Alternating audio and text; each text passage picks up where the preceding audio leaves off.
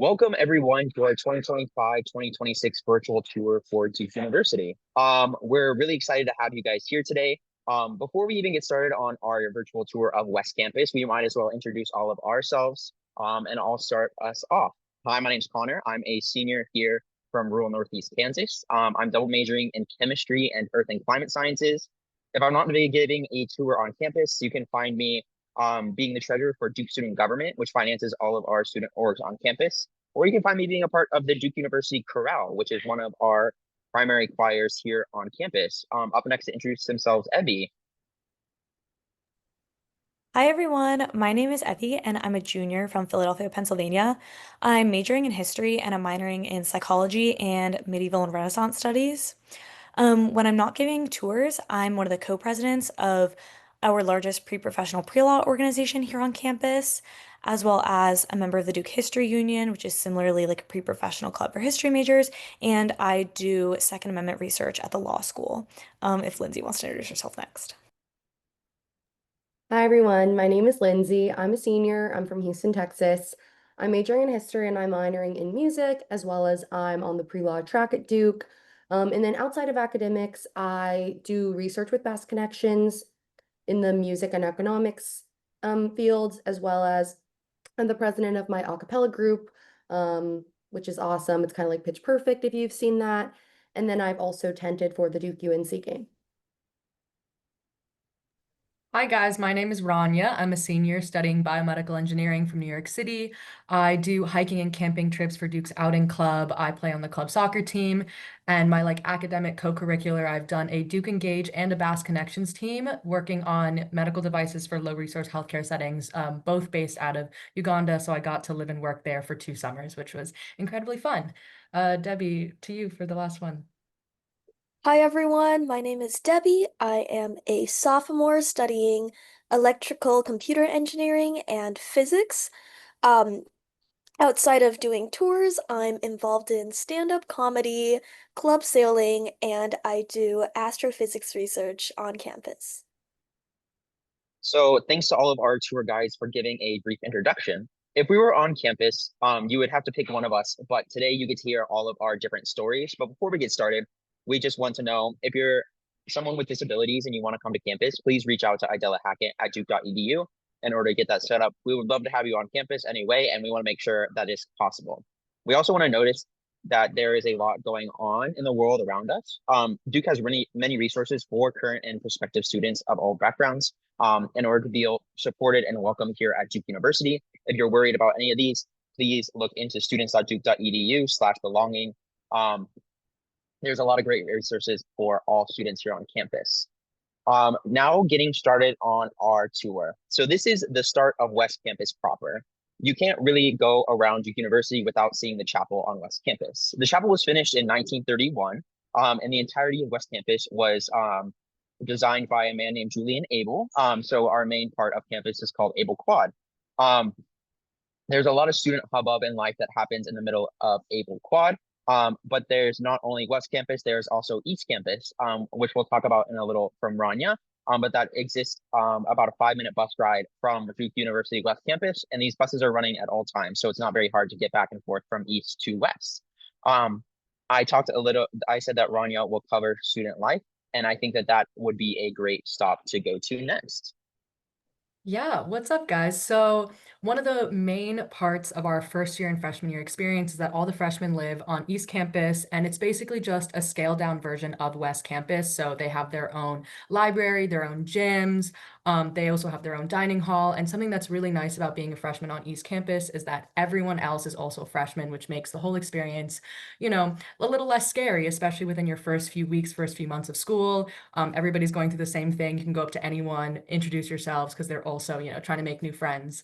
Um, we try to make the transition pretty easy because, this may be the first time that a lot of people are living away from home.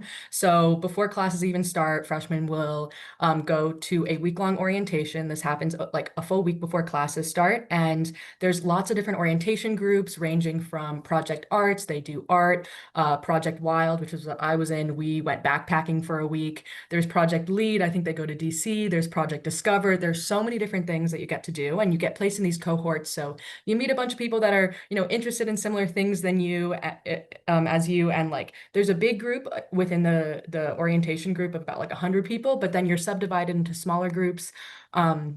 So you can get to know them a little bit better. And then you're also paired with orientation leaders. These are typically like upperclassmen who maybe did that orientation or they were just interested and wanted to become an orientation leader. And it's really great because like I became really close with my OLs. They gave me a lot of advice on like classes to take, like the best dining hall spots, best study spots on campus. Obviously I'm a senior, so they graduated, but one of my OLs came back to like be a guest speaker in one of my classes, and I was so excited to see him after so many years. So it's just really great that like you get to meet people, hang out first week of school, you know, you're just like vibing.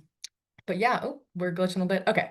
But yeah, so that's a really critical part of your like first year experience, which I really enjoyed. And then another couple of things that you'll have to do as a freshman, you'll have to take a writing course. So that'll either be in the fall or your spring. And then if you're not in the engineering school, so if you're in the Trinity School of Arts and Science, you'll either have to do a focus or a constellation, which is basically a series of classes which connect to an overall theme. Focus is a living learning community, and you have a seminar series, and then constellation is just like a class in the fall and a class in the spring that connect, and you kind of just like, you know, get to work with the same group of students on answering that question, which is super cool.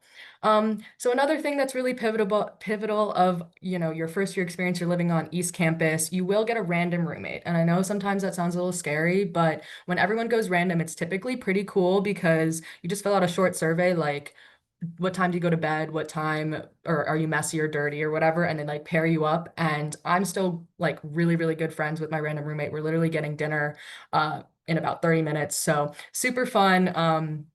And most people tend to like, you know, at bare minimum, like have a good living situation. And you'll also be in your whole quad community. So your whole dorm will be a part of a quad. You'll already know on your East Campus dorm which dorm you're going to be going to next year. So you'll see the same people in your dorms like freshman year and sophomore year, which is fun. They do community events. So such as what you're seeing right now, which is where everyone walks together from East Campus to West Campus. They also have a lot of events with free food. My dorm did Sundays. So they would have like ice cream Sundays every Sunday. A lot of the times I would go to like get like free Chick-fil-A or little sponsored events with our faculty and residents who's like a faculty who like lives in the buildings with us. So there's lots of fun stuff happening all the time with your quads. Think about it like Hogwarts houses without all the magic. So really love that and love the little quad community that you build. So that's just the first 2 years. Your third year for housing, you can either choose to stay on campus. I stayed on West Campus my junior year. It was so beautiful just to get to experience the campus for another semester. But you can also go to our off-campus apartment complexes. And I'm currently living in one of the Duke off-campus apartments, but they're connected by buses, so you can just take the bus to get there. And the bus runs like every couple of minutes. So it's usually pretty convenient, especially between East and West. They have their own bus line as well. So like every 2 minutes, every 5 minutes, you'll be able to get on a bus to come to West Campus.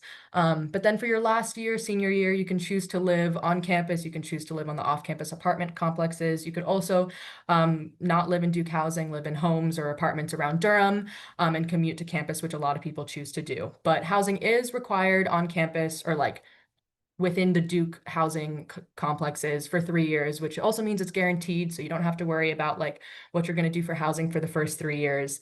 So it's been really great. I've stayed in Duke housing and I really like it. So yeah.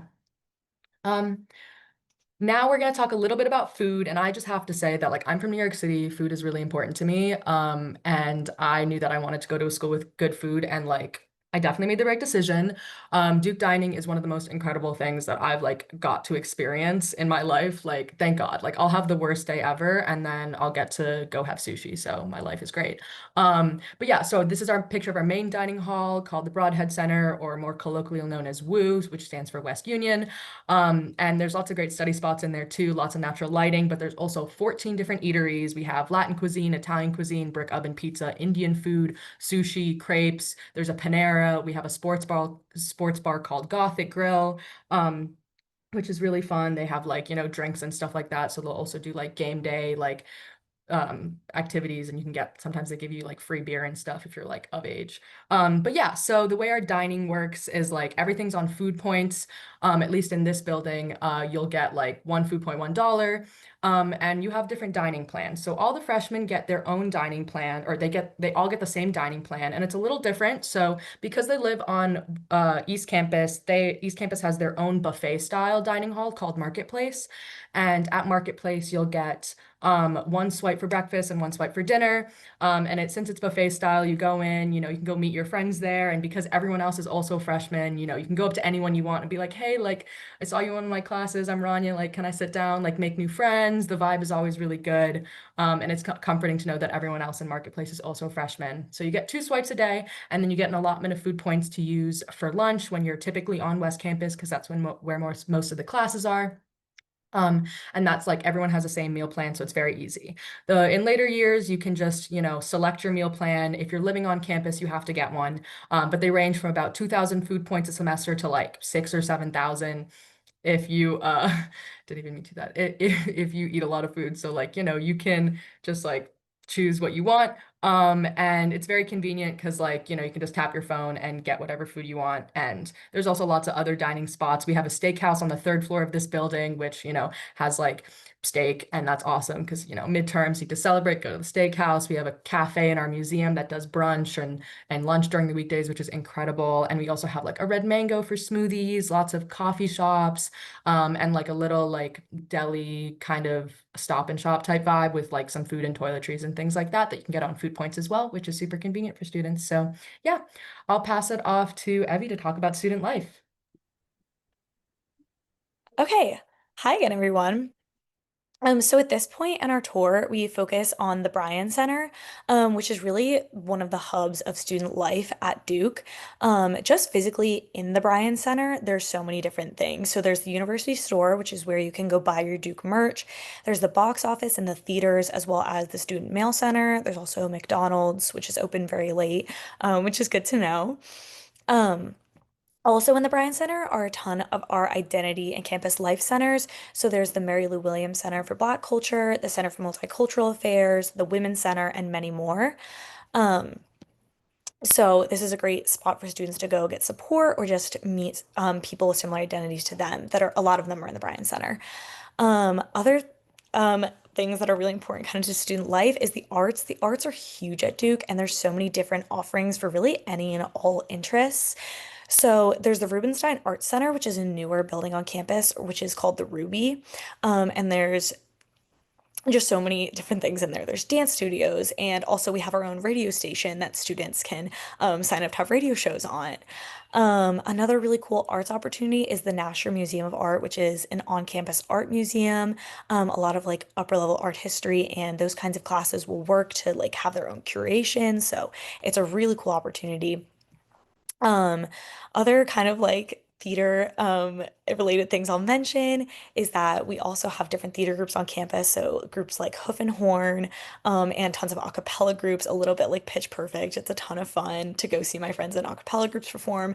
So many dance groups. I could go on forever. I myself am not artistically inclined in any way, but I love going to see some of my friends in dance groups that are artistically inclined perform. And then dance is kind of a good segue into athletics, which is a huge thing at Duke. We have 27 different D1 teams in the Atlantic Coast Conference ACC at Duke. They are all a ton of fun, and something that's awesome about Duke is that every single student ticket for every single sporting event is free. So you never have to pay for a ticket for any sporting event at Duke.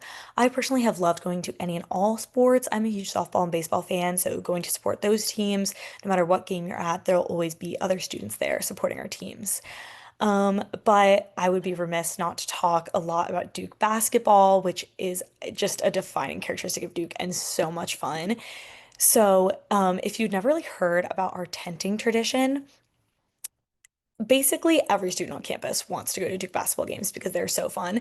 Specifically, our rivalry game against the University of North Carolina is just so much fun. But to make sure that everyone who wants to go to the game can go, Duke devised a system, which you can see on this slide here, where if you want to go to the game, you have to take like this test or do this like scavenger hunt, and then you get placed in a tent, which you live in for many weeks to secure your ticket to the game. It really is so much fun. I did it last year. Me and my friends had like a blow up couch in our tent, spent a lot of time there. Just a great time for school spirit. We call this Kville after Coach K. It is really just such a blast. And now moving in a little bit to safety. This will be a little bit brief, but just want to talk about a couple of things because safety is a big concern and primary concern of Duke.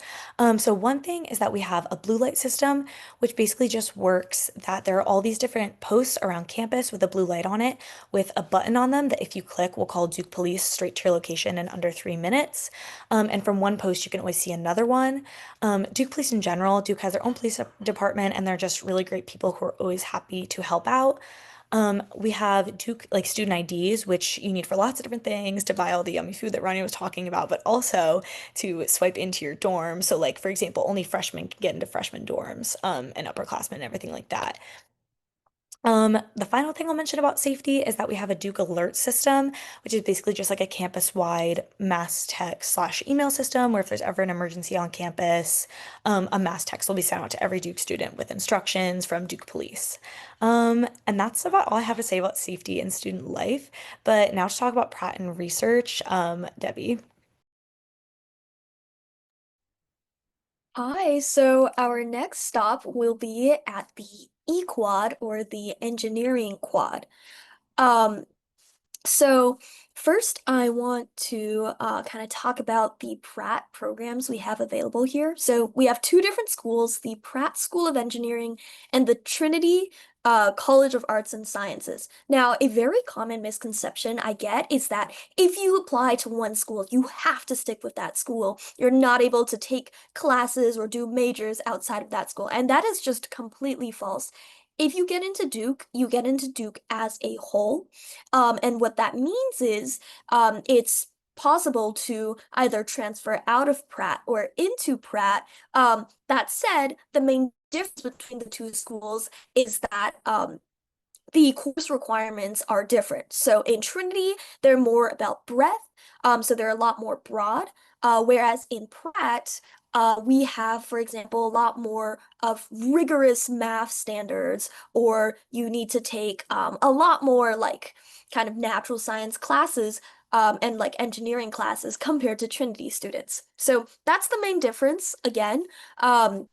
People are able to double major, minor, do anything in between the schools. It's very common for people actually to do like cross-disciplinary stuff. So now that we're on the quad, I'm going to talk about a very unique part of Pratt, and that is the first year design experience. So this is a course where you'll learn about the engineering design process and then apply that to a real world project. So before you even start with actual engineering projects, or sorry, before you start with actual engineering classes, you get a month's time where you get to try out every single form of engineering. And so at the end of that process, you can kind of decide like, oh, I really like the electrical part, maybe the mechanical part wasn't as interesting. And then you'll be paired in a group of students who have kind of you have all sorts of different skills and varying experience levels, and you guys will be tasked with creating an actual real world project. And a lot of times those projects end up being patented and stuff like that. So it's a really, really unique way to get introduced to engineering, and I really loved how hands-on it was. Um, Pratt students will declare their major. You can declare it as early as the summer after your freshman year, but you have to declare your major by the end of second semester of sophomore year. There are 5 majors that we have available. We have biomedical, civil, environmental, electrical, and mechanical engineering. But that said, we also have certificates such as aerospace engineering, architectural engineering, if you want to go even more niche. Okay, now I'm going to talk about research, which is a big part of the Duke experience. Over 50% of students will be involved in research outside of the classroom. And this isn't just limited to STEM majors. This is Duke as a whole, meaning even with humanities students, there's a lot of opportunities to get involved in research.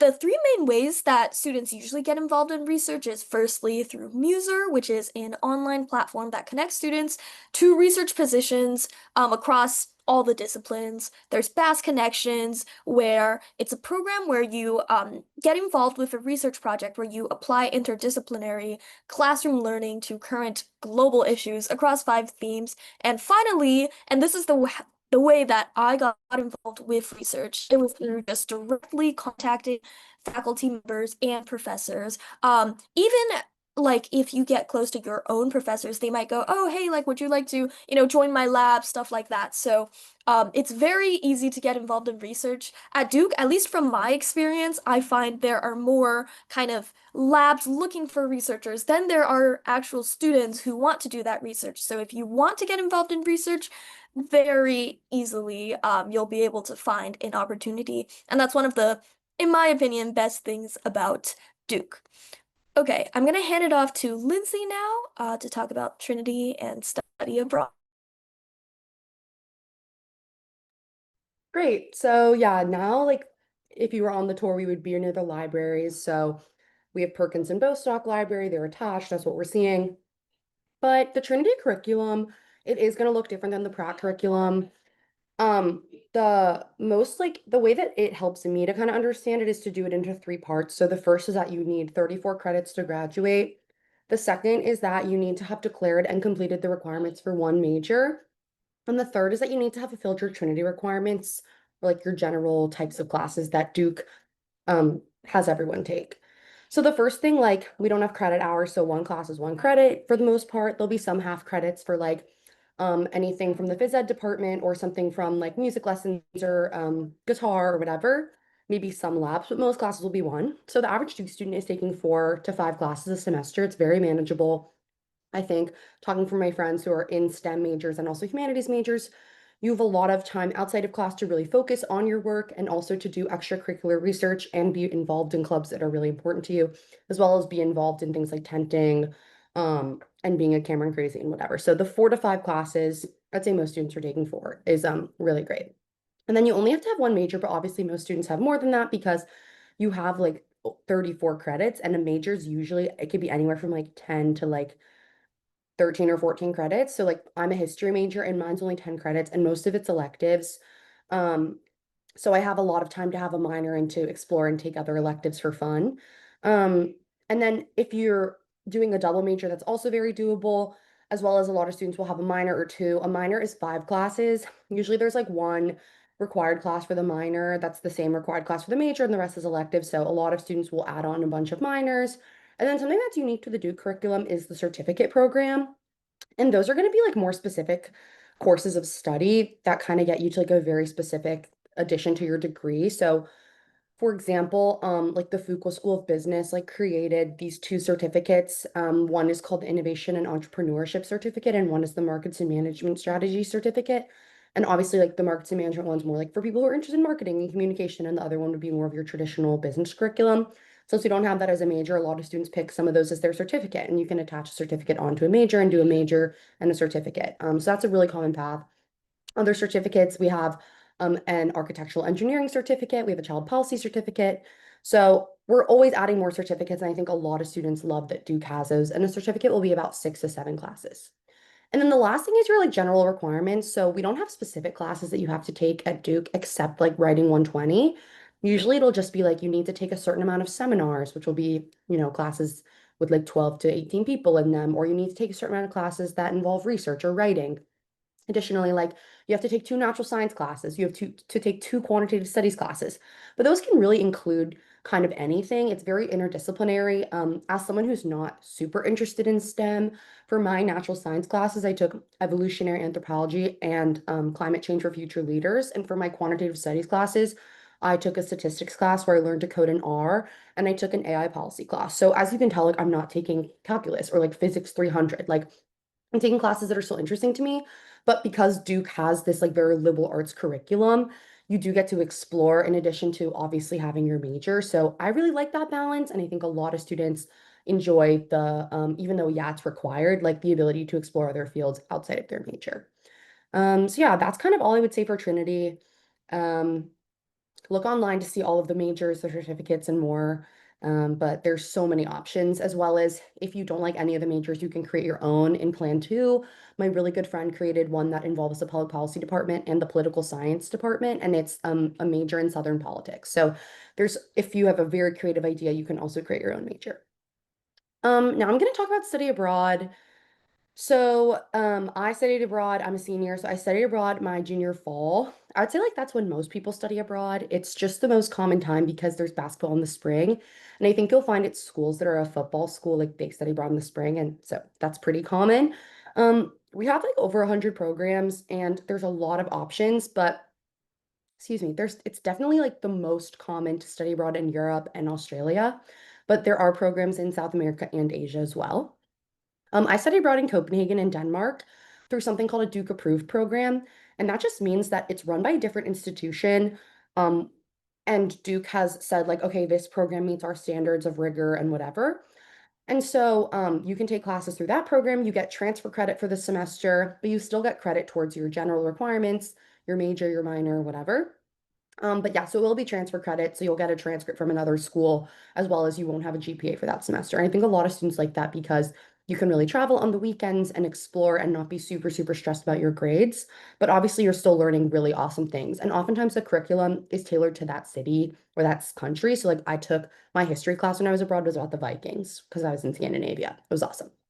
And then if you're looking for like a program that's more specifically a Duke program, or like you need a specific Duke class but you still want to study abroad, we have a Duke In program.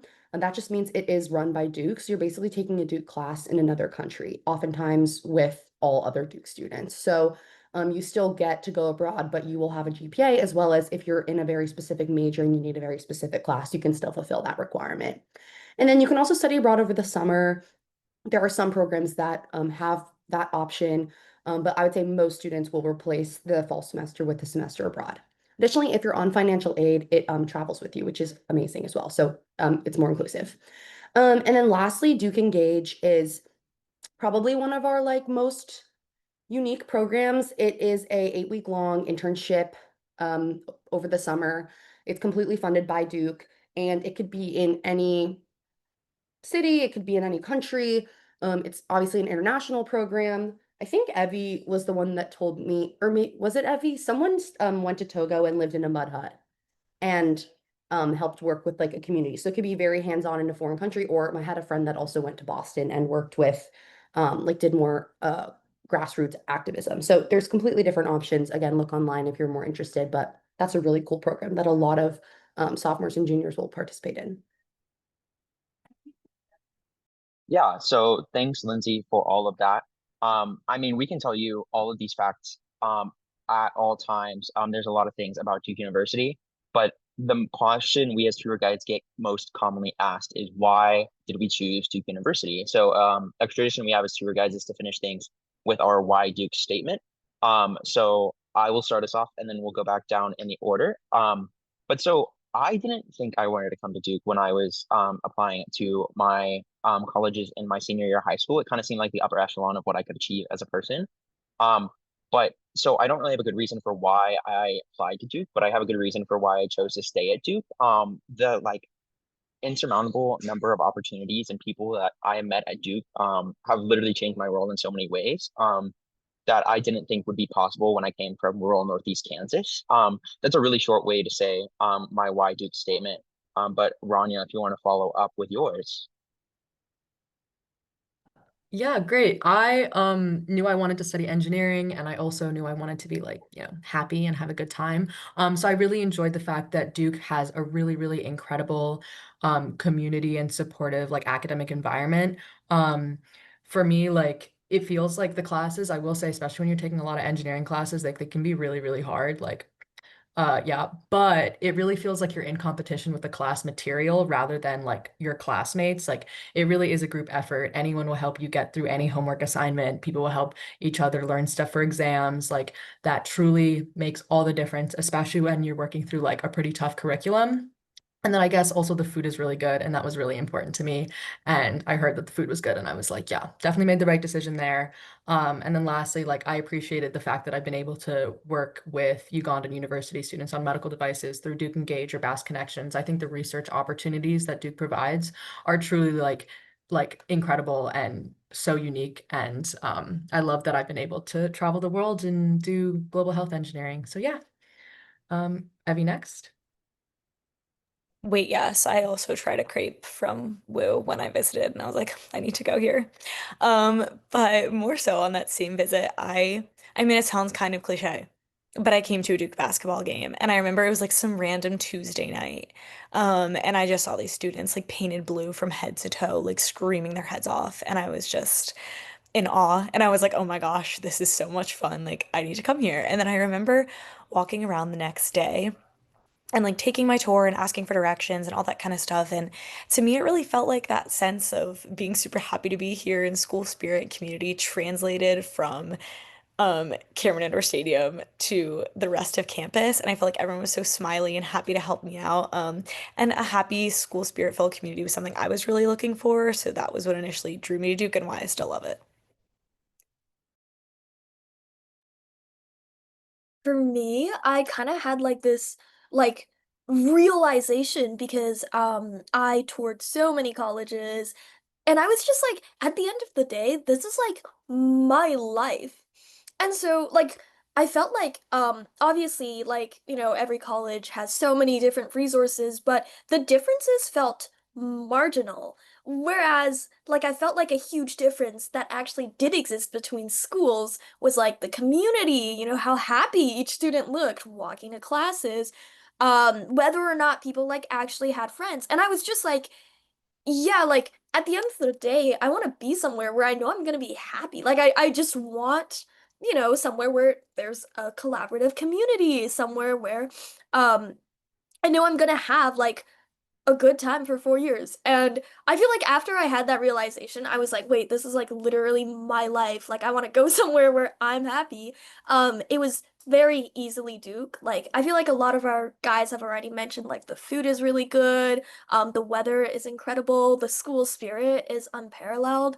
But for me, I want to mention how like collaboration and just like getting along with each other and like making friends is so like central to what Duke is, right? Like I feel like the Duke community literally is so strong. Like I know the bus drivers who drive me in between East and West campus. Like I know the people who um serve me food in the dining halls. Like I ask about the head chef's family, stuff like that. Like all of these kind of moments are so tiny and like they're not really things you'll see on a brochure, but they're such a strong central part of my Duke experience that I would not be able to live without. So I'm very like grateful at just how incredible the community is and how like genuinely happy I am at Duke. Yeah, and I can close this out. I obviously second the food, the collaboration, the weather. It's all beautiful. We have a beautiful campus. Specifically for me, as someone interested in music, I loved that the liberal arts curriculum, like the ability to have freedom within Trinity to take classes in any subject. So I knew that I could be part of the music department and take voice lessons and take music theory, music history, and not even have to be a minor. Yeah, I became a minor, but it's not like you have to apply into it. So I really appreciated that flexibility. And then also now that I'm here, I think that I personally feel like my professors are helping me become not just someone who's good at my trade, but rather like a whole complete person. Like I feel like I've developed in so many ways. I've become more creative, more innovative, and not just like good at history. So I really appreciate the care that I think every professor has towards your development as a person and a student and a thinker, and not just as one thing. And thanks for closing us out there, Lindsay. So I know that this was very brief, just a short virtual tour of our West Campus. Um, But we would love to see you guys on campus anytime if you're able. We hope you guys learned something from the various stories that we had as our tour guides, even as most of us are closing out our senior years. But if you do want to come to campus, please visit admissions.duke.edu or feel free to send us an email. But with that being said, thank you guys for watching this video, and we hope to see you on campus sometime soon.